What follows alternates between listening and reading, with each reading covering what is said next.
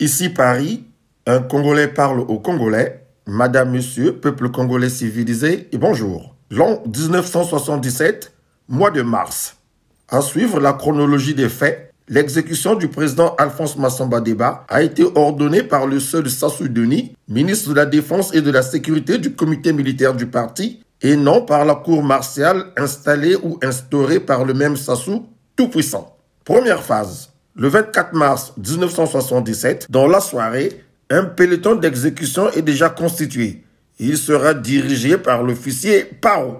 Deuxième phase, sans lien avec la première.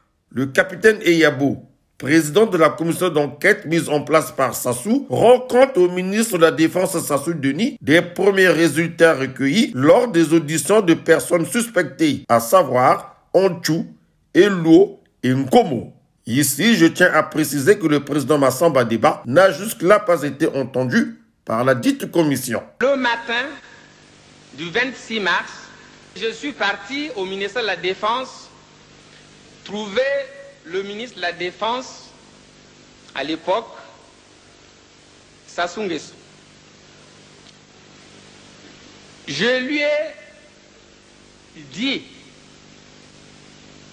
toute ma désapprobation pour ce qui venait d'être fait, c'est-à-dire l'exécution des témoins ou des suspects, comme on peut l'appeler, de ce matin-là. En l'occurrence, Onchou, le président Deba, Eluo et d'autres.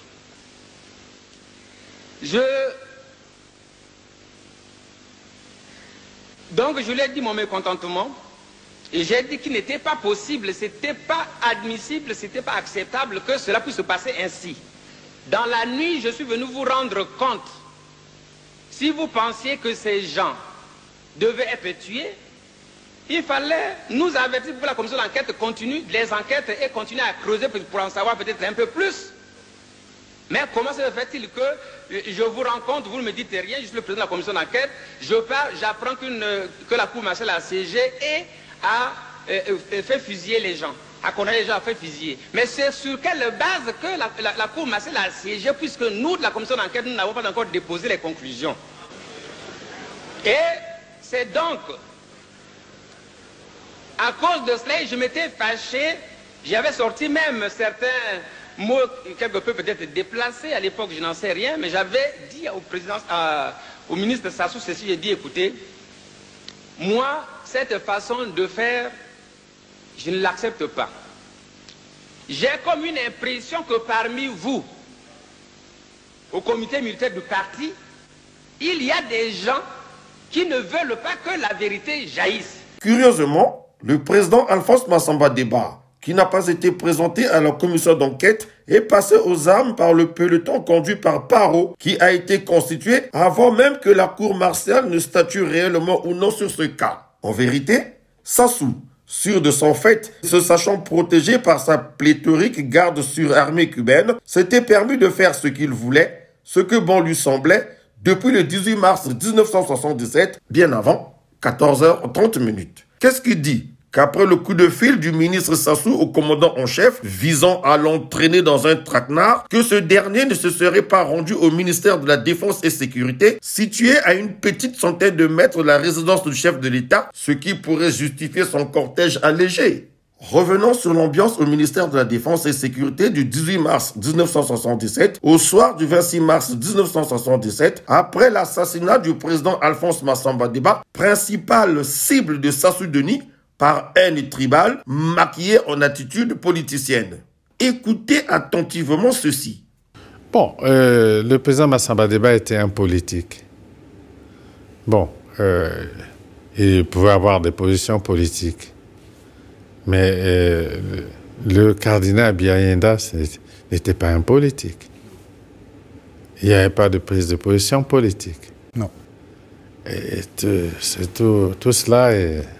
C'est des drames dans l'histoire du pays et je peux vous dire que c'était une période très sombre. A-t-on vraiment le droit de dire et ou de penser que lorsqu'il s'agit d'un politique, on peut se permettre certains abus? Sassou vient de s'exposer.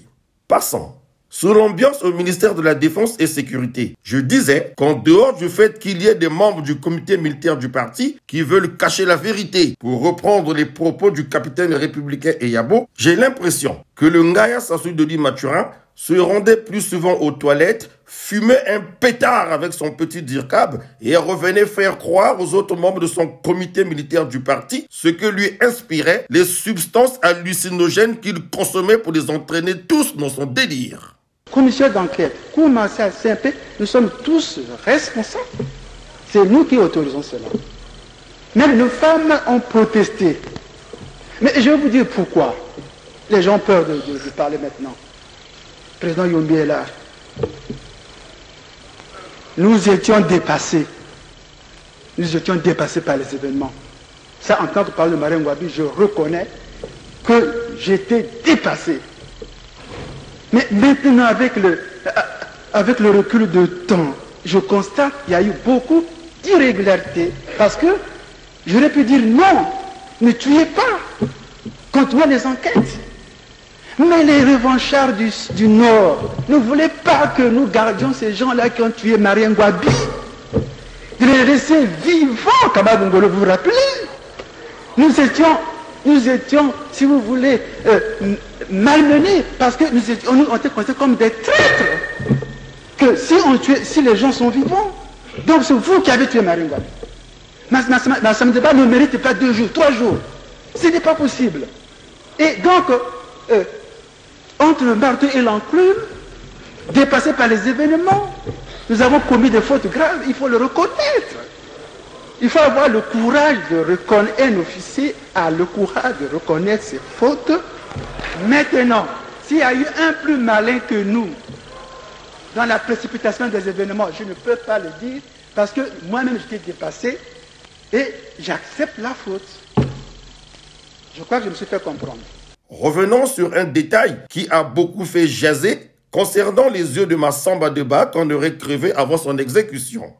Ce ne fut qu'une cabale, une esbrouffe de plus des gens de la cuvette pour salir le général Bateke, régent des plateaux, Raymond Damas Ngolo. Ce mensonge grossier visait à le discréditer dans le pignon afin de permettre aux seuls militaires nordistes de la cuvette d'avoir désormais un contrôle total sur l'armée.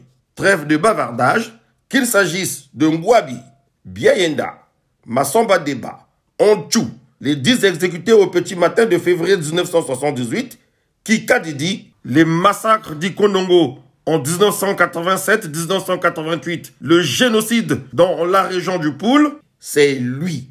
C'est encore lui, c'est toujours lui. Votre chouchou DSN, le comédien en herbe du fameux Jassim. Bref, Tolobato Lobate, ce qui te lebi o Tolobaka. Bonne et saine semaine au peuple congolais civilisé. À très bientôt.